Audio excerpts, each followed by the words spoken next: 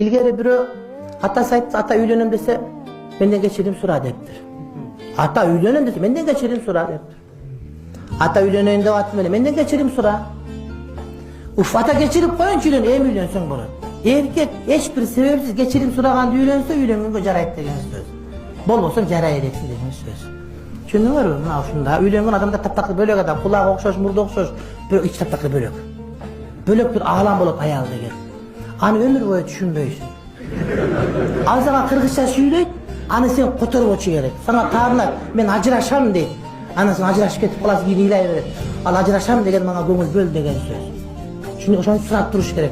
Çünkü kıykırganda söz yemin eder. Ayal boyunda olganda özü görüp, jakşınak ayal bulup, sana boyunda olganda itni senin balan var da, anan jegisi gelip, senin jittiğin jirkenip karat özün şeyler. Senin şorupuna jirkene verip, senin janağı pastana jir, antken al, özgörüp atat denesinde. Oşoğa boyunda var uçuda öte mani veriş.